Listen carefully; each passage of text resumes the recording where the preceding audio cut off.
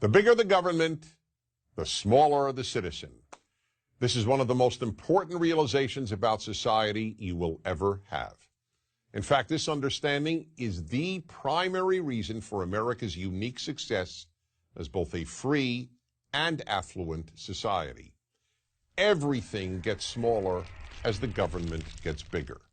Liberty gets smaller, individuality gets smaller, goodness gets smaller, and human character gets smaller.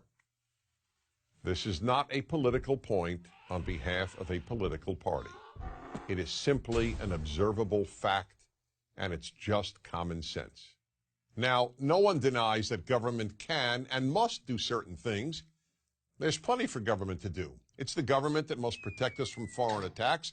That's why we have armed forces.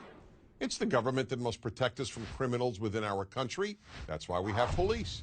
Likewise, fire departments and courts are obviously necessary government institutions. And yes, when all else fails, private and religious-based charities, families, friends, then too the government must be there to provide a safety net of last resort. But it must always be of last resort. When government is the first resort, the first place citizens look when they have a problem, bad things happen.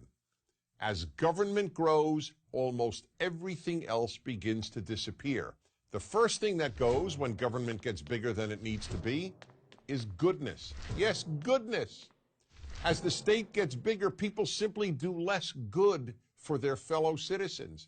After all, why help others when the government will do it for you? This is the reason that, as noted by the international nonprofit organization Charities Aid Foundation, and shown in study after study, Americans give more charity and volunteer more time to help others than do Europeans, not to mention just about everybody else in the world.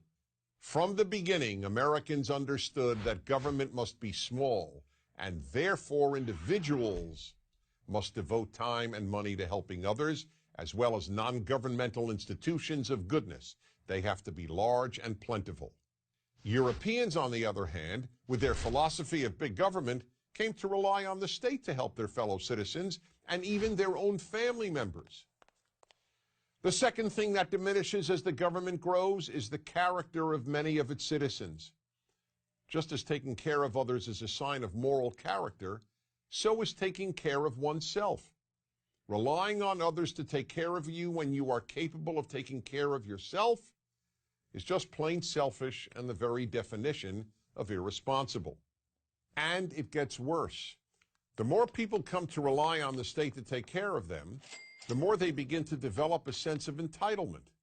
A sense of entitlement is the belief that you do not owe others, but that others, in this case the state and your fellow citizens whose money supports the state, owe you.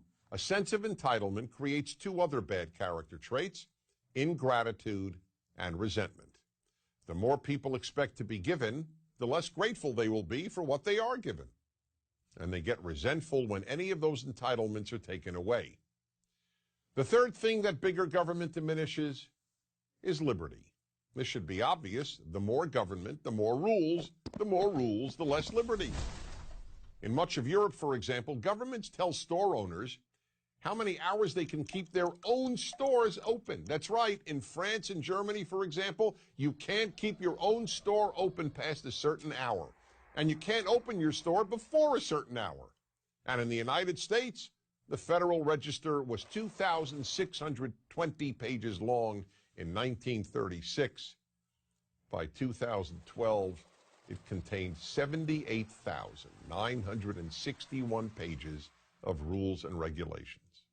There are, however, some things big government always does increase: corruption, fraud, and theft. How could it not? Unless you think people are angels and that political power attracts angels, you know that a lot of people with almost unlimited power and with access to almost unlimited sums of money will abuse those powers. So for all these reasons, small government was the vision of the people who founded the United States of America. It is the major reason America has given more people more freedom and more opportunity to live a better life than any other country has. I'm Dennis Prager.